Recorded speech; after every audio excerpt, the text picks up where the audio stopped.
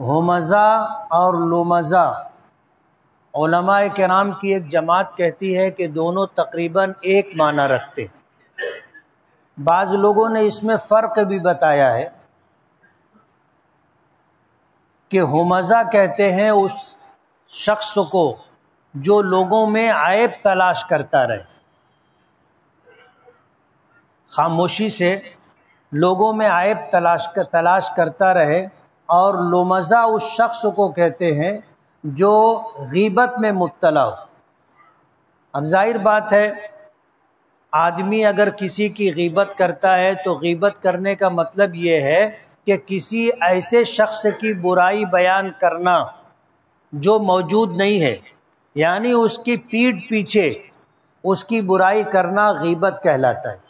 نبی کریم صلی اللہ علیہ وسلم سے غیبت کرنے والے کے بارے میں جب شدید بیانات سامنے آئے تو ایک صحابی نے پوچھا کہ اللہ کے رسول، جس شخص کے بارے میں اس کی غیر موجودگی میں بات کہی جا رہی ہے، اگر وہ بات واقعی اس میں پائی جاتی ہے تو حضور نے فرمایا تبھی غیبت ہے۔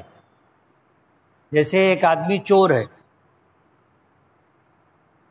اب اس کی غیر موجودگی میں آپ لوگوں کے درمیان اس کا تذکرہ کر رہے ہیں اور بتا رہے ہیں کہ وہ چور ہے، وہ واقعی چور ہے اور آپ اس کا تذکرہ کر رہے ہیں تو یہ غیبت ہے۔ اللہ کے نبی صلی اللہ علیہ وسلم نے فرمایا کہ اگر اس میں واقعی وہ عیب ہے جسے تم بیان کر رہے ہو تو غیبت ہے، اور اگر اس میں وہ عیب نہیں ہے کہ وہ چور نہیں ہے اور تم اسے لوگوں کے درمیان اس کی غیر موجودگی میں چور بتا رہے ہو، تو حضور نے فرمایا کہ یہ تو غیبت سے بھی بڑا گناہ ہے، جس کو بہتان کہتے، الزام لگانا کہتے۔ ہماری شریعت اسلام اخلاقیات پر بہت زور دیتی، ایک مسلمان کو کیسا رہنا چاہیے۔ پہلی آیت میں جو بات ذکر کی گئی ہے، ویل کہتے ہیں بربادی کو، تباہی کو۔ بعض علماء نے لکھا ہے کہ ویل جو ہے یہ جہنم کی ایک وادی کا نام ہے، اور اس میں وہ لوگ ڈالے جائیں گے جن کا تذکرہ اس آیت میں ہے، کہ جو لوگوں کے پیچھے پڑے رہتے ہیں، ان کی کمزوریاں ڈھونڈتے رہتے ہیں، ان میں عیب تلاش کرتے رہتے، ایسے لوگ، اور ایسے لوگ جو کسی کے پیٹھ پیچھے لوگوں کی برائی کرتے رہتے، ایسے لوگوں کے لیے جہنم کی وہ وادی ہے جس کو ویل کہا جاتا ہے۔ حدیث پاک میں آتا ہے کہ اس میں بچھو اتنے بڑے بڑے ہوں گے جیسے اونٹ۔ تو اسلام اخلاقیات پر بہت زور دیتا ہے۔ حدیث پاک میں آتا ہے کہ مومن جھوٹ نہیں بول سکتا، مومن جھوٹ نہیں بول سکتا۔ اب ظاہر بات ہے کہ حضور نے جو بات فرمائی ہے، اب اگر کوئی جھوٹ بول رہا ہے تو اس کا مطلب یہ ہے کہ اس کے پاس ایمان نہیں ہے۔ اچھا، یہ بات میری نہیں ہے، کسی اور انسان کی نہیں ہے، یہ بات تو نبی کریم صلی اللہ علیہ وسلم کی ہے۔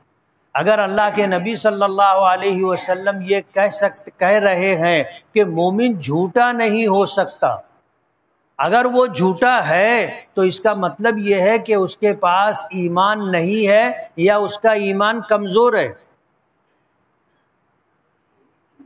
اس طرح کی جو باتیں قرآن کریم کی آیات میں یا احادیث مبارکہ میں ملتی ہے، وہ اس بات کی طرف نشاندہی کرتی ہے کہ ایک مومن کو با اخلاق ہونا چاہیے۔ با اخلاق ہونے کا مطلب یہ ہے کہ شریعت نے سماج میں رہتے ہوئے جس چیز کو پسند کیا ہے وہ چیز اس میں پائی جاتی ہو، اور جس چیز کو ناپسند کیا ہے اس چیز سے وہ اپنے آپ کو بچاتا ہو۔ جھوٹ بولنا، غیبت کرنا، کسی کی ٹوہ میں لگے رہنا، لوگوں میں عیب تلاش کرنا اور پیٹھ پیچھے ان کی برائیاں کرنا، یہ وہ عیب ہے جسے اسلام پسند نہیں کرتا، اور اس سلسلے میں بڑی سخت وعیدیں آئی۔ حدیث پاک میں، قرآن کریم میں آتا ہے کہ غیبت کرنا ایسا ہے جیسے اپنے مسلمان مردار بھائی کا گوشت کھانا۔ فضائل رمضان میں ایک حدیث حضرت شیخ رحمۃ اللہ علیہ نے ذکر کی ہے کہ حضور پاک صلی اللہ علیہ وسلم کے زمانے میں 2 عورتیں روزے سے تھیں اور ان کو روزہ بہت زیادہ لگنے لگا۔ جیسے کبھی کبھی ہوتا ہے کہ روزے کی وجہ سے بہت زیادہ پیاس لگنے لگتی ہے یا بھوک لگنے لگتی ہے، یا روزے کی وجہ سے کبھی کبھی سر بہت زیادہ دکھنے لگ جاتا ہے اور روزہ مکمل کرنا مشکل ہو جاتا ہے۔ تو 2 عورتیں ایسی تھیں جن کے لیے روزہ مشکل ہو گیا۔ ان کا تذکرہ نبی کریم صلی اللہ علیہ وسلم سے کیا گیا تو حضور نے ایک پیالہ منگوایا اور بھیجا اور کہا کہ ان عورتوں سے کہو کہ اس میں قے کریں، الٹی کریں۔ ان کے پاس بھیجا گیا، جب انہوں نے قے کی تو اس قے کے اندر تازہ کھایا ہوا گوشت اور خون نکلا۔ وہ بھی حیران ہو گئی اور جن لوگوں نے دیکھا وہ بھی پریشان ہو گئے۔ آ کر نبی کریم صلی اللہ علیہ وسلم سے تذکرہ کیا تو حضور نے فرمایا کہ انہوں نے حلال روزی سے روزہ رکھا لیکن روزے کی حالت میں غیبت کرتی رہی، روزے کی حالت میں غیبت کرتی رہی، جس کا مشاہدہ تم نے کیا کہ جب انہوں نے قے کی تو اس میں تازہ کھایا ہوا گوشت اور خون نکلا۔ اور گناہوں کی وجہ سے یا غیبت کی وجہ سے روزہ بہت زیادہ لگتا ہے۔ جو لوگ روزے کی حالت میں اپنے آپ کو گناہوں سے، غیبت سے اور لغو لا یعنی باتوں سے بچاتے ہیں، ان کے لیے روزہ بہت آسان ہو جاتا ہے۔ روزہ رکھتے ہیں، روزہ مکمل بھی ہو جاتا ہے اور ان کو پتہ بھی نہیں چلتا کہ ہمارا روزہ تھا، اتنا آسان ہو جاتا ہے۔ تو اسلام غیر اخلاقی چیزوں سے بچنے کی بہت زیادہ تاکید کرتا ہے۔ دنیا میں تباہی و بربادی بھی عموماً کچھ ایسے گناہوں کی وجہ سے آتی ہے جن کو ہم گناہ بھی نہیں سمجھتے، پریشان رہتے ہیں کہ ہمارے ساتھ ایسا معاملہ کیوں ہو رہا ہے، ہم پریشان کیوں رہتے ہیں، حالات کا شکار کیوں رہتے ہیں۔ ہم اس پر غور نہیں کرتے کہ کہیں ایسا تو نہیں ہے کہ ہم میں کچھ ایسے اعمال پائے جاتے ہیں جن کی نحوست کی وجہ سے ہم خود پریشان رہتے ہیں۔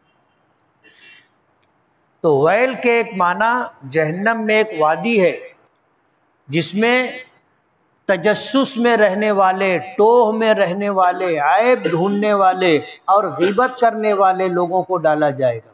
اور ویل کے معنی خرابی، بربادی اور تباہی کے بھی آتے۔ ظاہر بات ہے کہ اس کی اصل سزا تو آخرت میں ملے گی، اس کی اصل سزا آخرت میں ملے گی، لیکن دنیا میں بھی اس کا وبال بھگتنا پڑتا ہے اور آدمی پریشان رہتا ہے کہ کیوں میرے ساتھ ایسا ہو رہا ہے۔ بربادی ہے، تباہی ہے ہر اس شخص کے لیے جو عیب ڈھونڈنے والا اور غیبت کرنے والا ہو۔